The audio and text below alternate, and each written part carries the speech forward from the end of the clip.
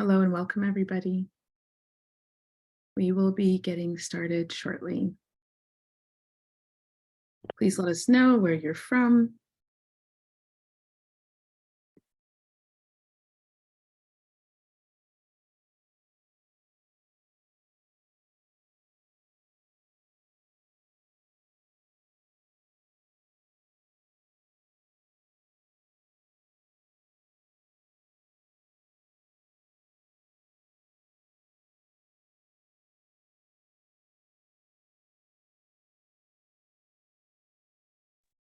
Tricia, can you confirm that you can see the webinar screen?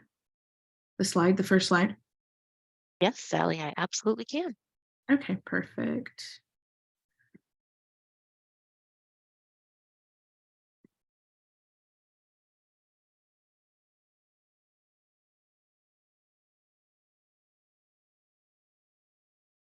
And I believe marketing team, oh, your guys are the host. Okay, no problem.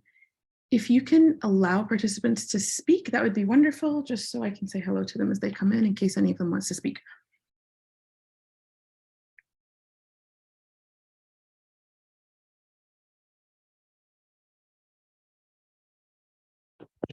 Attendees are being allowed to speak, Sally. Perfect, look at the power. All right, welcome everybody. Thank you for joining early. Hello, Glenn. Marshall, welcome. Dan DeLuna is in the house. Hello. Hello. Hello, Majda Allen. Hi, thank you. Welcome. Hi, Sally. Hi, hello. Happy New Year, everybody. Happy New Year. We have Paul in the house. How are you? Hi, Paul. I am good, thank you. Let me look at the chat. Where is everybody calling from, if you guys don't mind, country or city? If you're in the US, which state? With me would be Salt Lake City, Utah. Cool. Is it cold over there right now? It's freezing. I It's can imagine. freezing. It's freezing here in Omaha, Nebraska, so I can just Oh, imagine. yes. I'm in Toronto, Canada. We just got a little bit of snow last night. From Portland. Portland, okay, great. Toronto. All right, and I'm gonna. It's Portland, Maine. Portland, okay.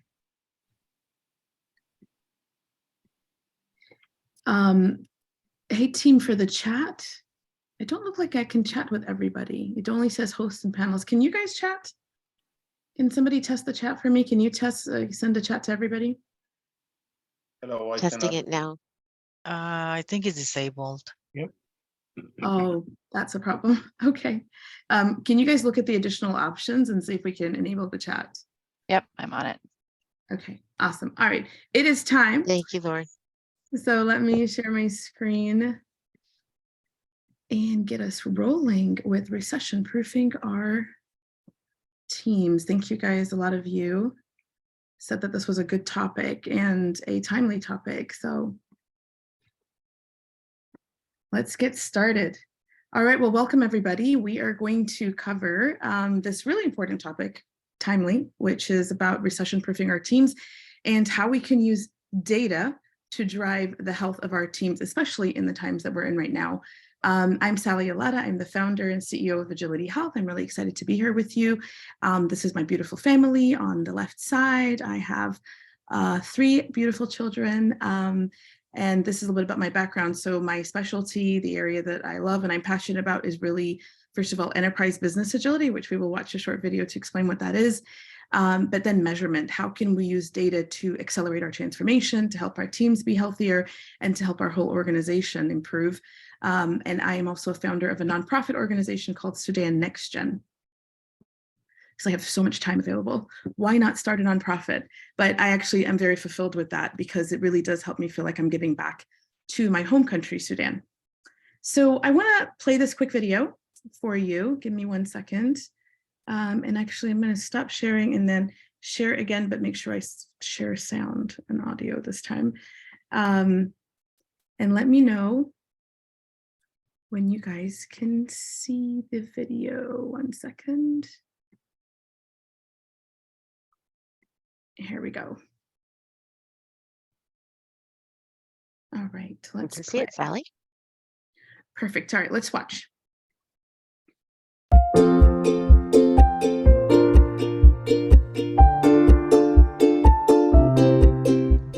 Hi, I'm Sally Elatta, founder of AgilityHealth. And here at AgilityHealth, we are very passionate about accelerating our customers' enterprise business agility journey by helping them measure what matters. As we've worked with many customers, we're starting to see some common challenges and common patterns and solutions. So what I wanted to do is just draw this picture for you. Let's call this demand and capacity. Let's look at it from this perspective.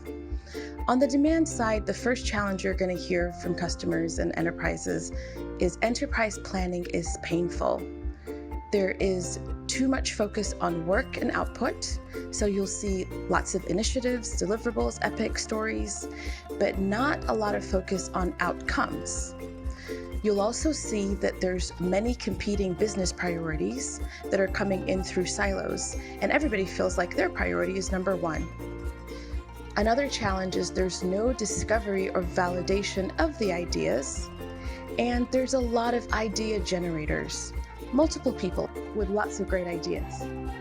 The problem that this causes is many of these ideas are actually duplicate. So you could have Joe and Adam and Jamie over here all asking for the same thing, but in different ways. As you go down through this funnel, you're going to realize that teams are not designed to optimize the flow of value. Teams today are all organized based on who reports to who. And so in order for you to get anything done, there's a lot of bottlenecks, there's a lot of shared service teams that are really over capacity, and there's a lot of handoffs and dependencies between them. As you come closer to the actual teams that get the work done, what you're going to see is they're overwhelmed. Teams are burning out. They will tell you they are buried in never-ending backlogs. The good news is by using Agile, we've started to organize our work a little bit better.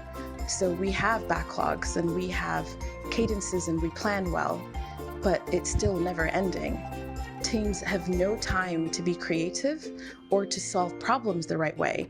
Like, remember those 3 different features that we're all asking for the same thing? Nobody has time to focus on that. So this is a summary of some of the problems that we're seeing. And one of my quotes here that customers like is, if you want flow, stop the flooding. So let's take a look at this picture in a different way. How could we redraw this? Again, let's look at demand, discovery, and then let's flow outcomes. So this funnel looks a little bit different in that at the beginning, I want to create portfolio teams. This is a missing gap that we have today. We built teams and we built teams of teams, but we have not yet structured portfolio management teams that could really organize the work at the very top of the funnel. Portfolio teams really should be planning based on outcomes. What are my 3-year outcomes? What are my 1-year outcomes? And what are my quarterly outcomes? Those 1-year outcomes will map to your initiatives and your epics, and those quarterly outcomes will map to your deliverables or your features. Make sure that these outcomes as they come into this funnel are going through discovery. The purpose of discovery is to validate your ideas before you invest a lot in actually delivering them. Are these ideas valuable? Are they feasible? Are they usable?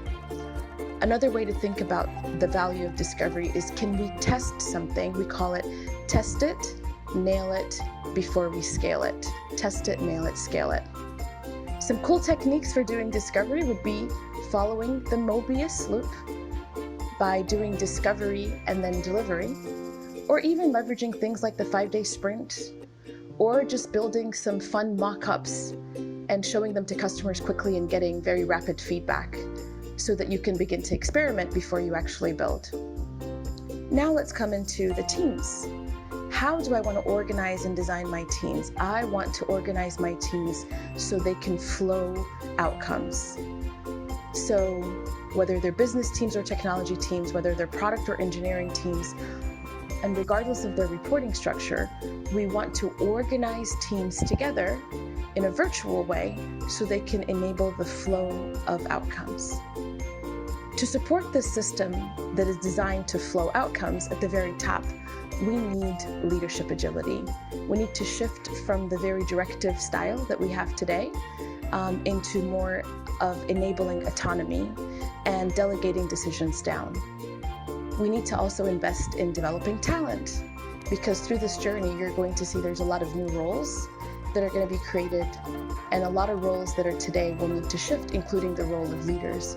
So developing talent and investing in growing our skills is another critical enabler.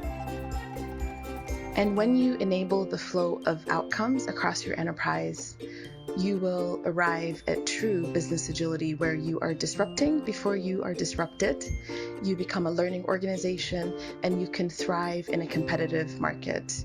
Thank you for watching. All right, so I like to start with this topic. I'm going to stop sharing my screen so I can listen to you guys as well.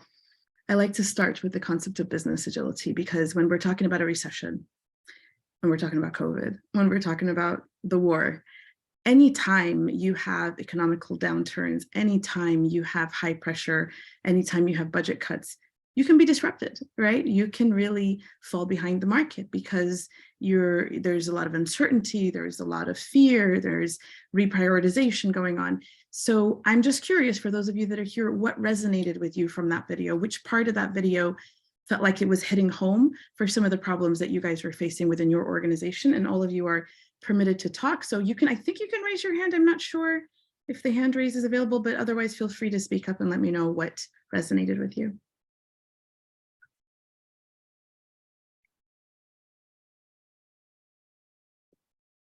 Austin's got his hand up. All right, go ahead, Austin. Hey, Sally, I don't know if you remember me, but Austin Gillis, how are you doing? Hi, yes, very nice to see you. I wish I could see you, but we couldn't enable video, but hi, Austin. Yes.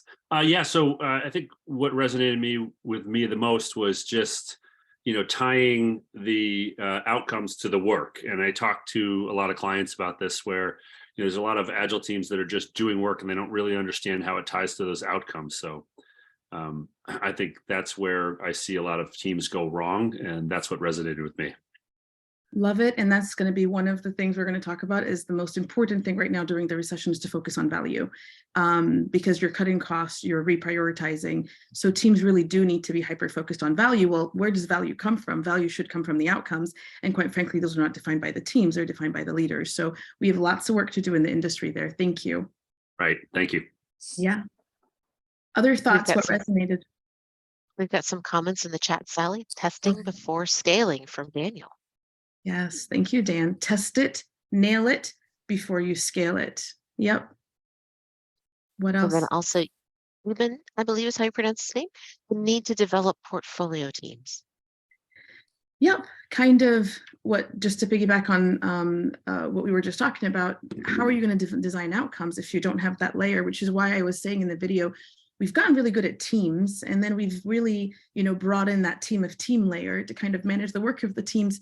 But who's taking care of strategy, and who's taking care of the outcomes, and making sure we're moving in the right direction overall? That's those portfolio leadership teams, and whatever we refer to them as. Different companies have different names for them, but there needs to be a strategic group that's making sure we're aligned. And we've got one more thought shared by Olga. You cannot commit to outcomes without understanding value. People bring the brains to work, not just the fingers. I like that, Olga. That's really awesome. And I see Maria also. You unmuted yourself, Maria. Did you want to share anything? Oh, yeah, thank you. I just came in a little bit late, so I didn't see the whole video.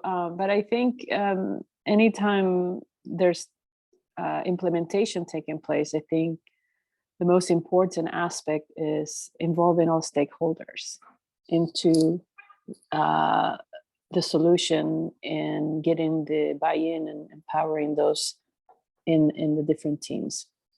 Yep. And it becomes even more important, you guys, right now. So let's go to our our deck again. So business agility. What is business agility? It is the ability to adapt to change, learn and pivot, deliver at speed, and thrive in a competitive market. Because gone are the days where big companies eat small. Today, fast companies eat the slow. And I actually even said this from the beginning. I think even during COVID, we got a boot camp on business agility because a lot of companies had to be hyper focused on outcomes. We need to move to the cloud now, or all of our employees have to work virtually, or one of our customers, the Federal Reserve, we need to process PPP loans, millions of them, in the next 2 weeks. So by creating such clarity, the whole company aligned and we were able to accomplish. I think what happens is once we think that everything's okay and back to normal, we refocus on too many things all at the same time again. So business agility, this is really a very important definition. And this is how you stay competitive in the market, is really by creating that enterprise level agility, not just team level agility. And in this picture, the video that I showed you guys, it really kind of says we have a demand, we have a discovery, and we should be flowing outcomes. Well, we have two problems to solve. We need to optimize the demand, that top layer, that top of the funnel, we need to work on that. And of course, we need to optimize delivery. I think in the Agile world, though, we have hyper focused on optimizing delivery and not paid enough attention to optimizing demand. And I know why, I can tell you. It's because, well, that's the business team. Well, we don't talk to the business team. Well, we're just under the CIO layer. Well, we just have control over the delivery side. But what really, they are ready for it. They are requesting it. They want it. Business leaders, product leaders want to make sure that they are doing the right thing. And all that work we just said, the talk about outcome-based planning, that is something that a portfolio leadership team, which is a cross-functional group of technology and business leaders that do need to come together to create those outcomes. Product discovery is going to be at that team of team level. And that's really where the product management group, UX designers, and engineers can come together. And then to flow outcomes, you have to remove obstacles across those teams. It used to be teach them Agile, teach them Scrum, teach them Kanban. Great, all of those teams know, but so many companies and leaders have said, we've been doing all that stuff, we've been doing the Agile thing, we're still not seeing the value, we're still not getting stuff through. And so I like to show this slide as the way in that video to say that the problem isn't just the delivery problem. If the top of the funnel is clogged, the video says, if you want flow, stop the flooding. If that's also flooding, then how are you going to remove obstacles and actually flow value? And the obstacles at the team level, there's so many of them. There's so many. Some of it is the maturity of the team. Some of it is their lack of agile maturity and understanding. They don't know how to plan. They don't know how to size. But some of it, they don't have the right servers, the right environment. They don't have the right data. They don't have dedicated people to help them. They're lacking skills. There's so many. What we do is we're a platform that gathers this kind of data. I see all of it all the time. So what I wanted to do is, and Evan, I love Evan. Evan's like my brother from another mother, as I always call it. He leads the Business Agility Institute. And I love this quote from him, which is, an organization's only agile as its least agile part.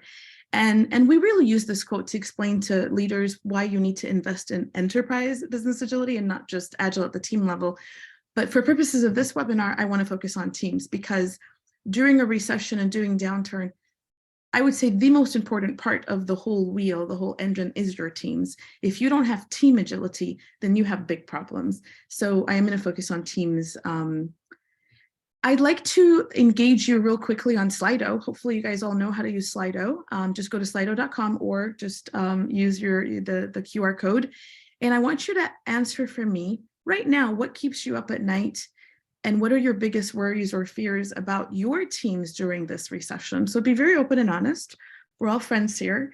And I'd love to see your responses come in here, but what is keeping you up and worrying you as a leadership team, as a Scrum Master, or even as a team member? Like maybe you are a team member, maybe you're a Scrum Master, maybe you're a product manager.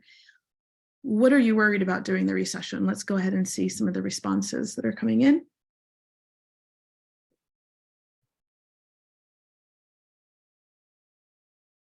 Attrition, so losing people, for sure, is a worry. More team consolidation, so, which is, letting go of people or consolidating to smaller. Team morale being impacted.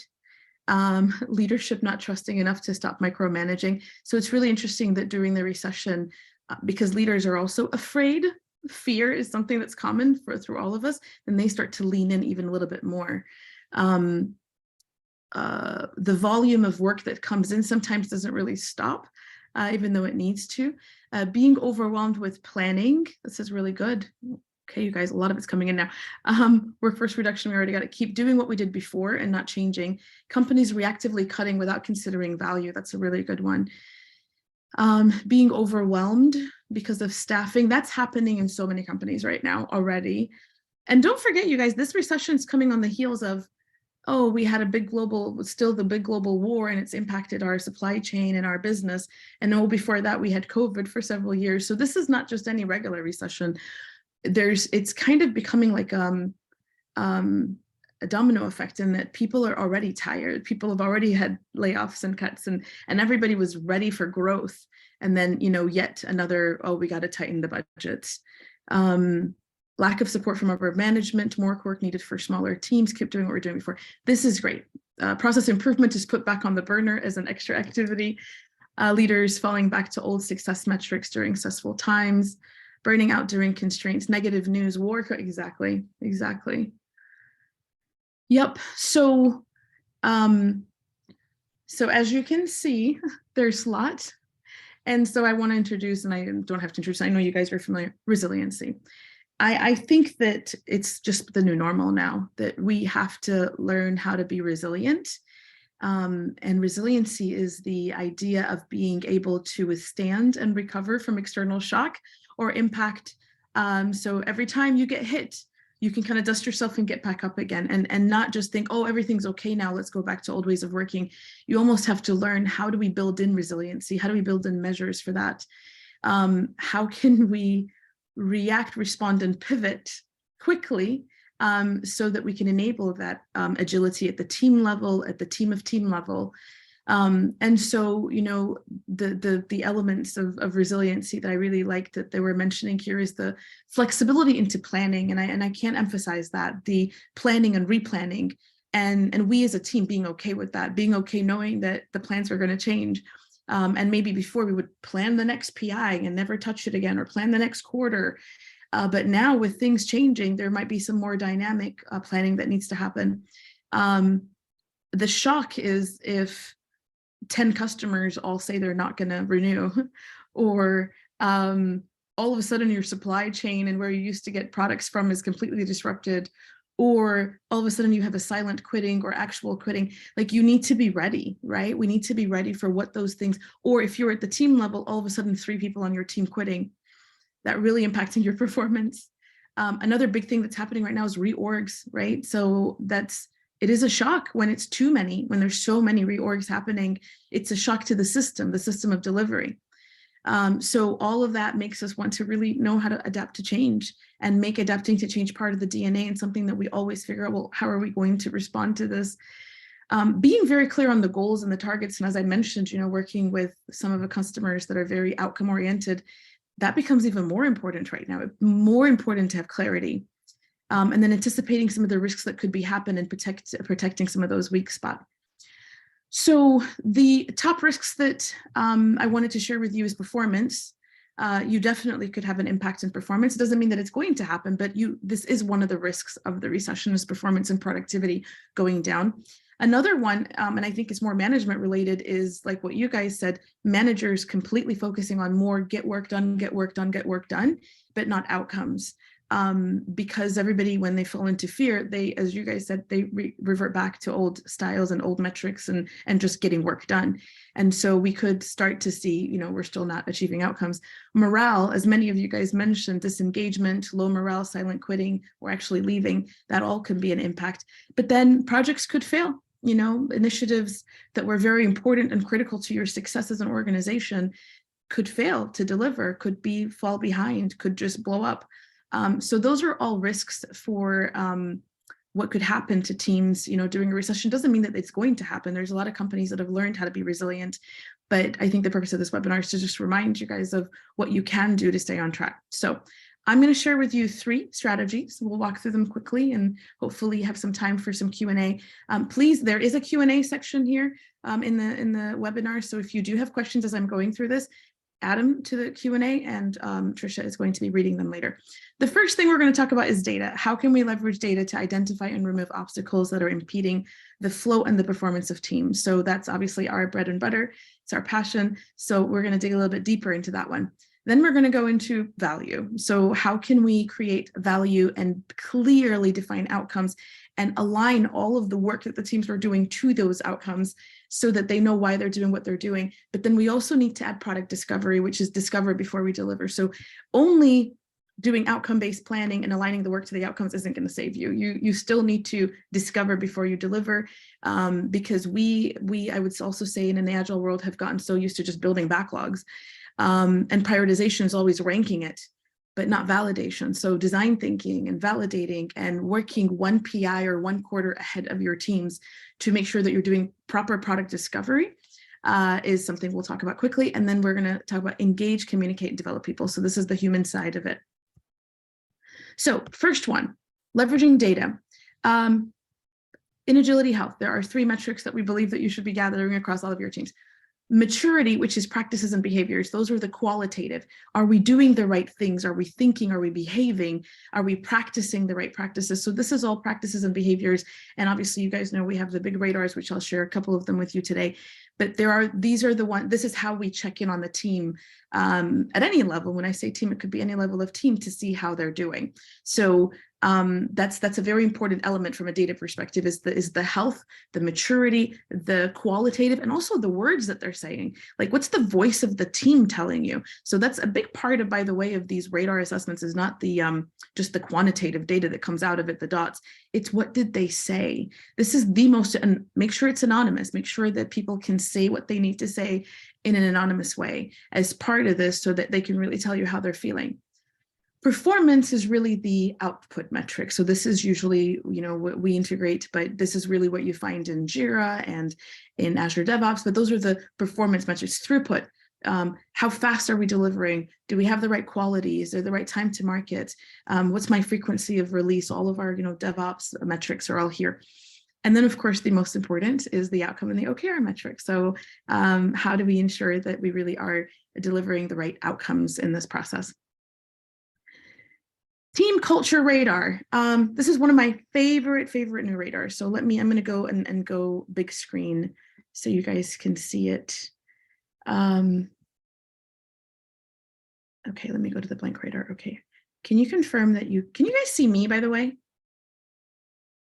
Tricia, yes, Sally, we can see your video and we can see your screen. I can't see you guys anymore. Yep. Yes.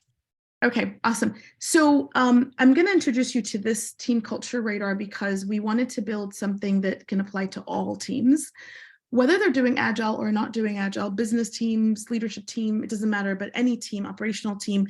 But the idea is for them to kind of take a pause and inspect on how they're doing. So this is what we came up with, and it was actually highly impacted. The bottom part is implemented by Agile practices, ways of working, and the top part is implemented by the 5 dysfunctions of a team. So trust, do we hold each other accountable? Do we feel like we work with integrity? Does our team have psychological safety? Do we respect and have mutual respect to each other? Are we authentic? Do we have empathy? And are we open to diversity and inclusion? And do we practice that? How happy are we? Do we collectively own the success of this team? And are we open to giving each other feedback? How are we at managing emotions, managing conflicts, and resolving conflicts? So all of that is the ways that we work. It's the behaviors and the mindsets within the team. The vision and strategy is, do we have clarity on the vision? Do we have clearly defined outcomes and OKRs? And are we allowed to be creative and innovative in where we're heading in the future?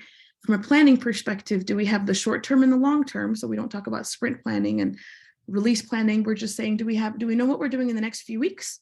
And do we know what we're doing for the next few months? And do we have overall agility in our planning, being able to change the plan rapidly? And then from an execution perspective, do we have clarity on roles and skills? Do we remove obstacles? Do we have the right meetings? Obviously, in the Agile world, we know which meetings those are. And do we measure and grow as part of our execution? And then from an outcome perspective, do we have the right metrics? Do we learn and experiment? And do we recognize and celebrate success? So this is an example of a team health check. We call it the team culture radar because it has a lot, half of it's really more around the culture side, but it also has the ways of working, but it could be adapted to any team. And I want us to get out of, we only care about agile teams. There's lots of teams in the company, guys. There's a marketing team, there's sales teams, there's business operation team. These are all teams. They need support. They need attention during a recession. So this is an example that I wanted to share with you. And then, of course, our benchmark radar, the team health radar, the one that has thousands of teams. What we are measuring over here is clarity. Does this, and this is usually for an agile team, right? So agile team that is adopting agile practices, they want to dig a lot deeper into their actual performance. And so they're going to go into vision and planning and role clarity. They are going to dig a little bit deeper into performance metrics. So these are quantitative metrics: predictability, time to market, value delivery, quality, responsiveness. We are going to assess the leadership effectiveness that surrounds this team, whether it's the Scrum Master, the technical leads, the product owner, the managers. We are going to ask a little bit about culture, not like the other radar where it's half of its culture, but we are going to dig deep into culture. And then we're going to look at the basic foundation. Are we working at a sustainable pace? Do we have the right roles and allocation? Are you allowing me to stay stable? You know, there's lots of issues that could impact the team from a foundation perspective. This radar is one where we have had thousands of teams complete it. So what we decided to do last year was roll up the data across 46,000 of those team members. And again, you guys know Agility Health, all of those are actual customers. They're not just, this wasn't like free assessments online that everybody can complete randomly. These are actual teams that operate. And what we were trying to find out is the highest performing teams, the teams that have, from a quantitative perspective, the highest performance. What is it that was the leading indicators that from all these practices, because I just walked you through the wheel, there's a lot of stuff to do there. Which one of those had the highest impact on performance? So thank you definitely to Business Agility Institute and Evan for collaborating, and to Deloitte. We were able to, and obviously you guys can download this report. But let me take you through, those are the 5 performance metrics that we were saying, this is what we want. We want higher predictability. We want higher value delivery. We want to improve time to market. We need and want higher quality, and we want our teams to be more responsive. Before I show you, and I think I do have a little bit of a detail, because some of you are like, well, what do you mean by quality, Sally? And what do you mean by predictability? And what do you mean by time to market? I've put for you here the actual, like what we ask in Agility Health. So predictability is our say-do ratio. What number of items that you say you're going to get done, how many of them, what % of them did you get done? Time to market is really frequency of delivery. So you'll see over here, I won't go through them in detail, but this is how we are asking about those. And these are the quantitative metrics that we're also collecting. So that's the performance metrics that we're trying to improve, okay? Before I show you, I want to ask you, what do you think from those practices that I showed you around the wheel, or practices that you know of, would contribute the most? So let me take you to opening up this one. Which agile practices have the highest impact on performance? I'm just curious what you would come up with, because we have so many agile practices. Which one of them do you think leads to the highest performance? And I said predictability, time to market, value delivery, quality is improving, and then the team is responsive. Take a guess. Sprint review. So somebody said that ability to do a demo and to get feedback is got to be one of the most important practices. Wonderful.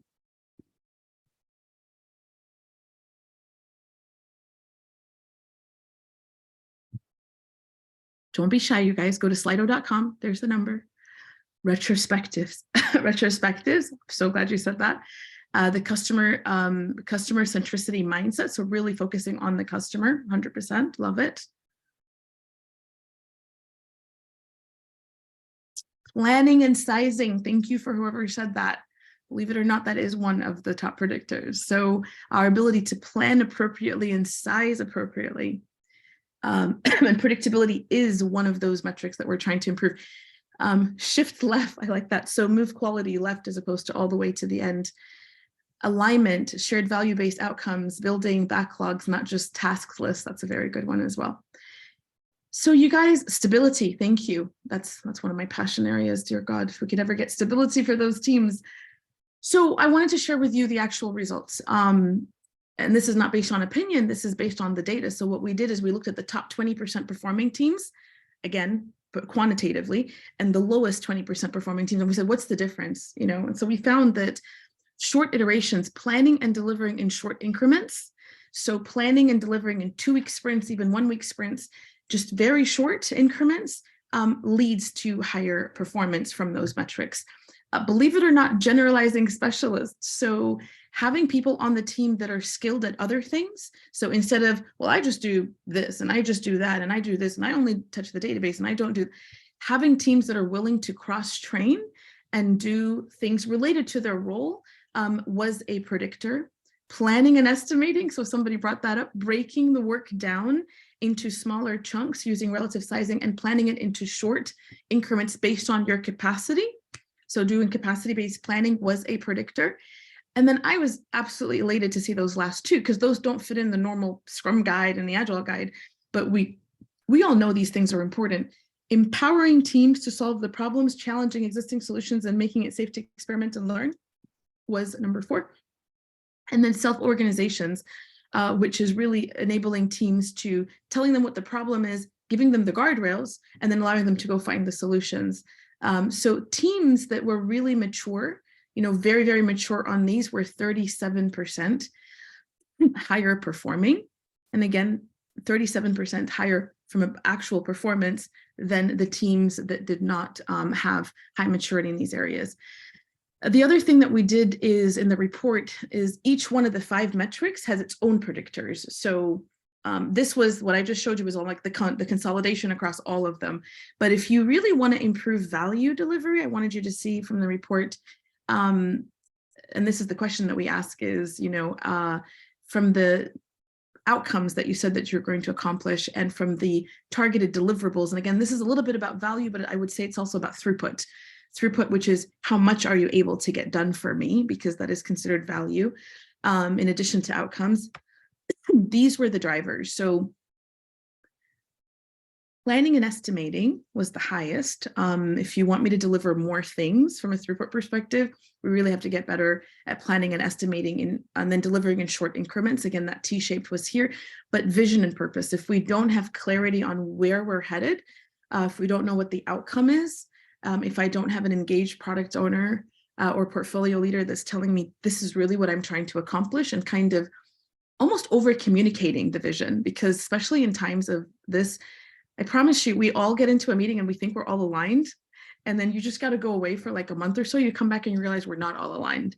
So vision and purpose and recommunicating that is quite critical. And then creativity and innovation, which is thinking outside of the box about our solutions instead of build everything. Can we buy? Can we enhance? Can we reuse something that we have right now? But to be honest, most teams will not have time to do anything creative if you don't insert product discovery. If all you're doing is fleshing out ideas and then executing on them immediately, and you have no time to do any design thinking, then the video shows you're going to be building duplicated features, right? Which is a waste of time. The cross-functional teams with a strong foundation in planning, using shorter iterations, clear product vision, they deliver more value. If your problem in the company is trying to deliver faster, because remember there's 5 metrics, one of them is decreasing time to market faster. And the question that we do ask there is, how often does your team release to production? How long does it take to release? So you'll find that these were the ones that came up, which is again, creativity and innovation. The more the team is allowed to come up with new ideas and solutions outside of the current box, they can deliver it faster. When more people on the team are skilled and cross-trained, when the team is allowed to self-organize. Workspace was interesting for me. Like I was like, well, how does that fit? You know, are you saying, so what the questions that we ask is, do you have the right, whether it's virtual or co-located, do you have the right ability to collaborate effectively together? And then process improvement, this is about removing obstacles. So this specific competency is how well do managers remove obstacles from the teams? So that's what we're measuring over here. So I thought this might be very interesting for you to see. And of course, please do download the report and take a look at them. But if you want to be data-driven and the problem that you have is decreasing time to market, you should look at, are there obstacles that my team needs to remove? Are my people cross-trained? Am I enabling them to solve problem? Am I giving them the right problem? And if you really want to improve the value, then look at the ones that I built before.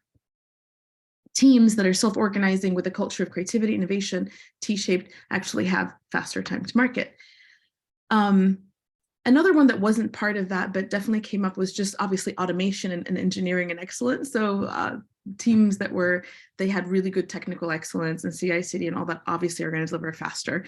I do want you to know that for this specific research that we did, it was across multiple countries, multiple companies and multiple industries. So this is not reflecting of just one industry, even though I will say it is a little bit more on the financial side, just because many of our customers, so these are kind of our customers and where they fit, but we do have a lot that are in the financial industry as well. But it's a nice crossover.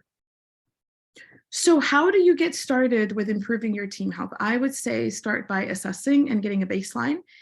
Please move away from just sending surveys to people. People are just tired of answering surveys at their desk. We are obviously big advocates for the facilitated workshops because we want them to have a conversation. We want the team to be open and honest. We want the team, they themselves decide on what they're going to do to get better and where is it that leaders are going to help them. So move to this kind of a concept of facilitated team health, retrospectives, as opposed to just sending a survey to people, because that's also another reason to disengage. And then go ahead, build a growth backlog. So in AgilityHealth, we advise the teams to do it in the same session. You just assessed how you're doing. And I would say, honestly, have even more effective facilitators, because in the time of a recession, people are worried. There's some cultural things going on. There's fear. So you want to have a facilitator that's really going to be able to open up some of these conversations and really say, what are the 3 things we could do to improve our performance, but also our happiness? And let people talk about both of those things, not just performance, but also happiness. What can I do to improve my engagement here? Please remember to add it to your sprint backlog. Again, continuous improvement and metrics is worthless if you're not taking action. So when the team spend the time and they're actually coming together and they're identifying what their issues are, and we don't want 100 action items, we want 1 to 3, they do need to add it to their sprint plan so they can commit to getting it done. And Scrum Masters that are out there, you really are in charge of managing the growth and the improvement of the team in addition to delivering the features. So please remember to prioritize for you as a Scrum Master that managing the backlog of continuous improvement is part of your role as well, because that's how you're going to help your teams improve. Data analysis, so it will be interesting. So I'll just show you over here as an example. Let's look at this real quickly. I'm going to just zoom into this. This is one team, but I'll show you, like, when we roll up the data, it's very interesting. So this team, we kind of assess their clarity, we assess their performance. What are you guys seeing as interesting insights here just from the top? Where is it that we have an issue with this team against clarity and performance? And feel free to unmute yourself or chat.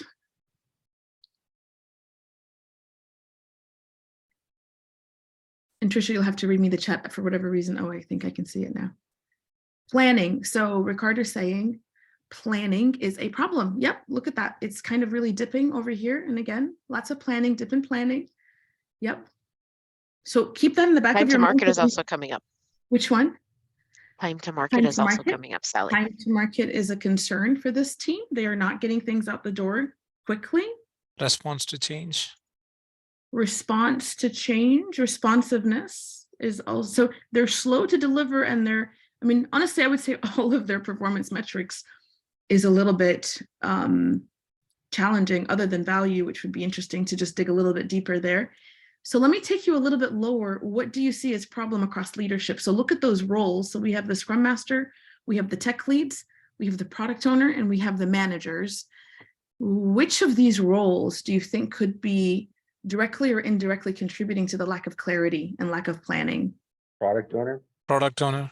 Like directly, right? Like it's like, oh my gosh, there it is, product owner.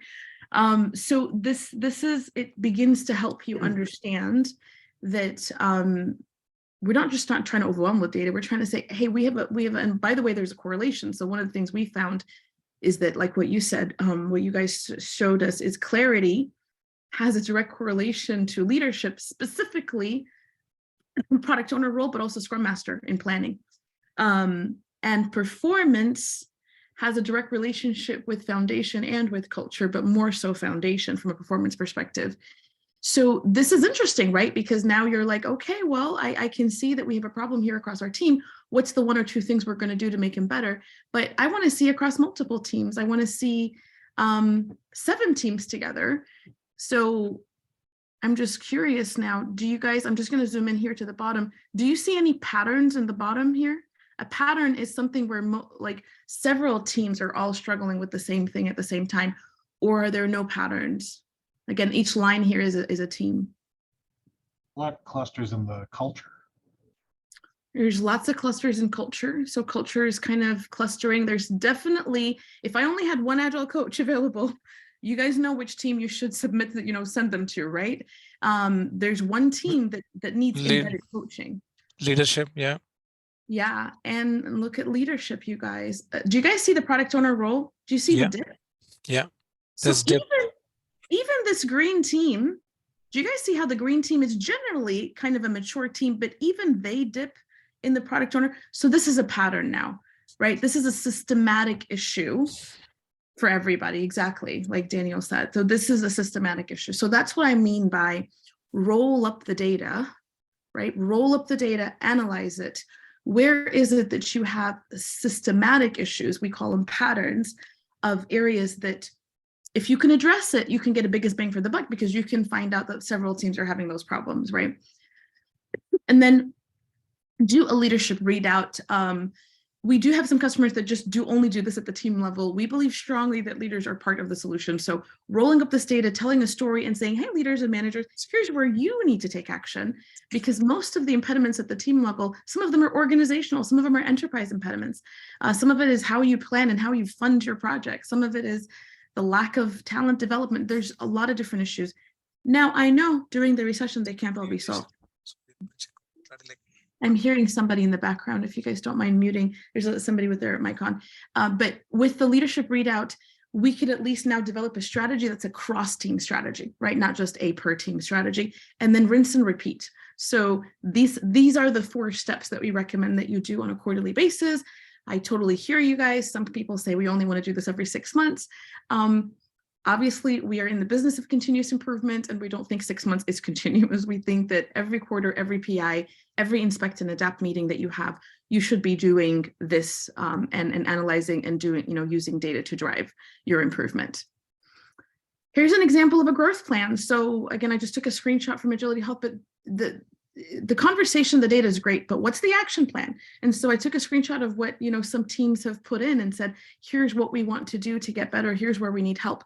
Some of it is things that the team themselves can do, and some of it are things that the leaders should take action on. But without a prioritized improvement backlog, then things are not going to get better. And I know what you guys said, I think one of you said it, is that just this is not becoming important anymore. It's all about getting work done. I think as leaders, we have to make it important, because some of the stuff that's going to come up over here is cultural. Some of it's going to impede your initiatives from succeeding. Most people know when something's not going to succeed if you just ask them. I don't know if you know that there were some studies that were done that most teams know when their project is about to fail ahead of time, but they're just not being asked, and they're being told to just say it's green, move forward. But if you would have asked them, they would have told you, well, actually, you're having a problem with this, and that. So don't take this as just a foo-foo kind of, oh, let's make people feel better. This is a real risk mitigation strategy, which is to, do these sessions, gather the data, do something about it. It's a risk mitigation. You could lose people, projects could fail without continuous improvement. So does it actually work? Does it not work? I just wanted to give you, we have lots of these, but companies that have invested in measuring and growing, and what % has their maturity and their performance improved. But what I have under each one of them, each one of these case studies, is the number of growth improvement items that they completed. So the number that you see over here is what they got done. These are all action items, growth items that they actually had to complete in order for them to achieve the maturity and the performance improvement over time. So let me pause and give you guys a chance to either ask me a question or put it into the Q&A. Any questions about the data and the using it to remove obstacles and impede the flow to performance? Sally, we had a question about how the data is actually gathered and scored on the radars. Sure. So you have 2 approaches. If you're using AgilityHealth, our platform, the teams are coming together in a retrospective or in your inspect and adapt. So if you guys are using any of the scaling frameworks or SAFe, there's already a activity, there's a meeting, a ceremony that's called inspect and adapt, which should happen at the end of every quarter or at the end of every PI. And the team should be coming together to analyze and say, how are we doing? So insert into that meeting the use of the team health radar, where there is a facilitator. So obviously we certify facilitators, they launch the assessment, team members are using their phone or their laptop to answer the questions, the results are showing, visually, and then the team has an open, honest discussion about what they're seeing. Even the textual responses are there, and then they build the growth plan in that same session. So again, the session could just be a retro, one of your team retrospectives. You just make it a little bit longer than the hour, or it could be at the end of the quarter across multiple teams coming together. So could you do this manually? Of course you could do it manually. I just don't recommend it because it's overwhelming. So we recommend that. And I know some companies will just create a survey and just send it to everybody. We're against that. We feel like people are already surveyed fatigued. And the whole purpose of this kind of a conversation is the conversation. The data is super helpful because we can roll it up and see patterns. But the conversation, the open and honest, and then the commitment to a growth plan. The old school way of just sending a survey and gathering all the results, and then the Agile coaches above, roll up the data and then they come up with the improvement plan for all the teams. That's a little bit old school. Great question. All right, I'll keep moving on. Focusing on value. Let's talk about value. I know you guys know this, but for those of you that don't, outputs are tasks and features and products. Those are deliverables, things that we're trying to get done. That's actually not value. Outputs lead to outcomes, which are problem solved, new possibilities, things that we've done that have improved, and that should actually result in impact. And impact is bottom line changes, satisfaction improving, more customers coming on board, more employee satisfaction. So those are really numeric. So this concept of an OKR or an outcome means that there's an objective, there are key results, and there's outputs, right? So creating an awesome customer experience, the key results, which are very measurable, are improving a net promoter score, maintaining customer acquisition costs, improving page load times. Those are all key results. They're metric driven. Launching the capability to production isn't an outcome. That's just an output. Redesigning the customer journey, finishing 5 features even, which might sound really awesome for us, is great, but that's not an outcome, that's an output. One of my customers that I really loved, they used this approach called a hypothesis statement in their outcome statement. So they said, we believe that XYZ capability will result in this outcome for this specific persona. We succeed when these are the measures for success. So, we believe that increasing the size of hotel images will result in improved engagement and conversion on the website for those new customers that have not booked with us, and will succeed when we see a 5% increase. This just gives clarity, right? This whole concept of an outcome with clear objectives provides clarity for why are we doing what we're doing. And for those of you that are old school like I am, and you like the manual, which we don't have it anymore, but the physical, I like to show this picture, and I know everybody's working virtually right now, but sometimes kind of all coming into a room together and hashing it out across the boards. This person over here is actually where she's the CEO of the company. These are all the portfolio and the business leaders. And this is a very strong business team with some technology, and they are all aligning around outcomes of what they have 5 big OKRs and outcomes. They have various epics that relate to those outcomes. And so we call this the demand wall, and this is the capacity. So those are all the teams. And then I don't know if you can see at the bottom, the teams go through as the business leaders are explaining the outcome and the epic of saying, okay, we can do that one. And they begin to add it to their capacity wall. And teams came up with the creative, I'm drawing the line, and they actually draw a physical line with the blue tape to say we're at capacity. So I'm showing you this because as much as I try to explain demand and capacity alignment on a quarterly basis, it's very difficult for people to think about it. But I like to show this example because it's truly a demand and capacity alignment meeting. And of course, yes, we can also do it virtually, and yes, we can do it using platforms. This is another example that I wanted to give you in case you guys are going to use the slide deck of an objective. But again, I like to add the hypothesis statement. Working with Gartner, they also recommended that. that it's helpful to add the hypothesis statement to an OKR. We at AgilityHealth have started to use for our epic, so I'm going to show you, and happy, please let me know in the chat if this is helpful for you, for our intake process, like when you're trying to, because we're now doing portfolio prioritization as well for this year, all of our epics have to be written this way. So what's the opportunity statement? What problem are you trying to solve? And I cannot tell you how many of us are not aligned on the problem we're trying to solve. For some of these epics. What's the current solution? Here's the OKR. We believe that by, okay, now here's the solution, we will achieve. And then we do ask, what are the top features that you believe that we're going to need to build for this? And then what are the technology enablers? So this is very similar to an epic hypothesis. It's just a template that we've developed for several customers actually use it. And then there's kind of built into it is the prioritization, the business value points, which is, does this strategically align? Is it going to help me with revenue, retention, whatever your buckets are? And then whatever way that you want to give a light, medium, high, very high value, so that you could have a total number for each epic, business value points, and then also we have feature sizing. So this is just a very simple, lightweight 2-pager that has helped us tremendously align the work and the features and the epics to the value. And again, for those that like to go with the electronic version, this is the OKR dashboard in AgilityHealth.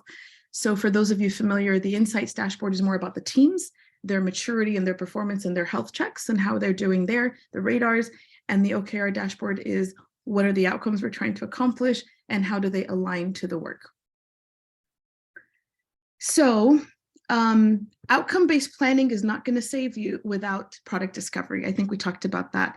Doing opportunity assessment, ideating, prototyping, and then feeding it into the sprints is extremely important. So yes, the portfolio team can come up with the outcomes, but the product discovery team, and a product discovery team has a product manager, it has a UX designer, and it has a lead engineer, and they should be prototyping ahead of the team. Sometimes it's a couple of sprints ahead of the team, and sometimes it's a PI, a whole quarter ahead of the team.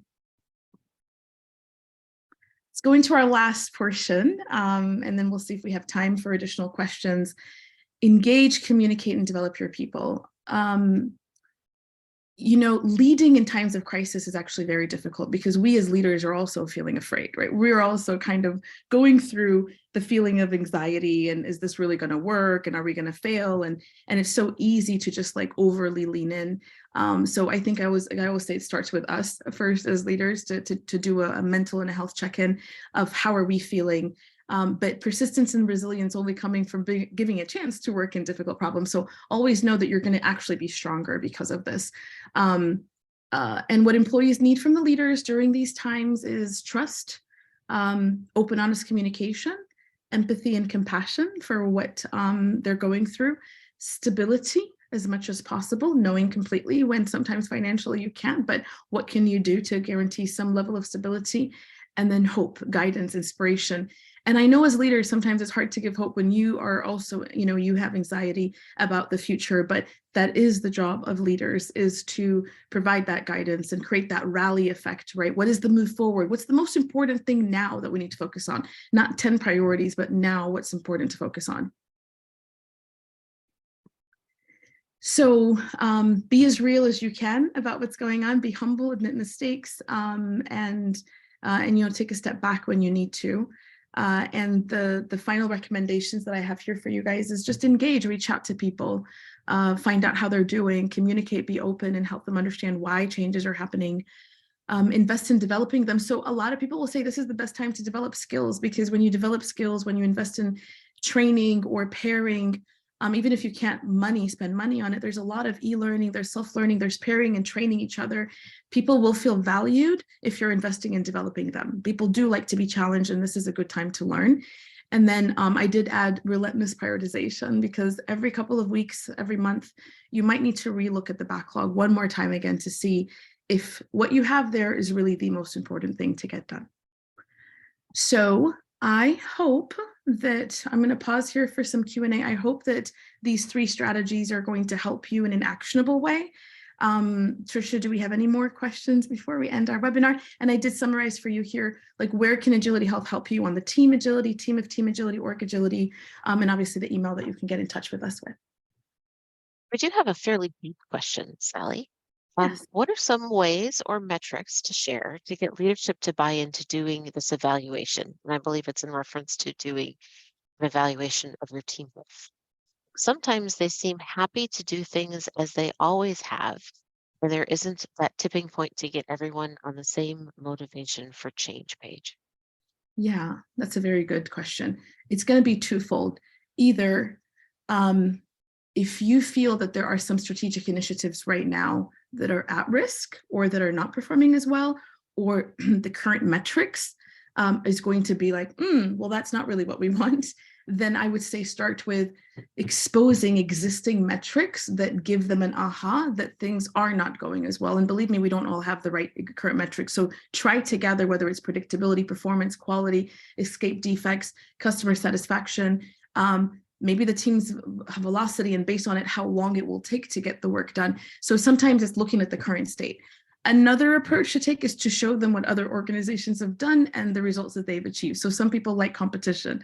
So we have so many case studies of companies that have invested within a year in assessing their teams, removing obstacles, and what performance improvement they've actually had. So we can obviously share that with you.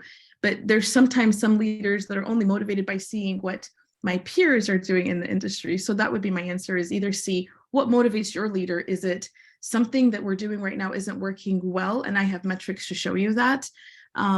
Or is it, and some leaders honestly care about culture. They want to hear the voice of the people. Like part of all of this was just, they really do want to know how people are doing so they can help them. So also dig into that if that's their motivation.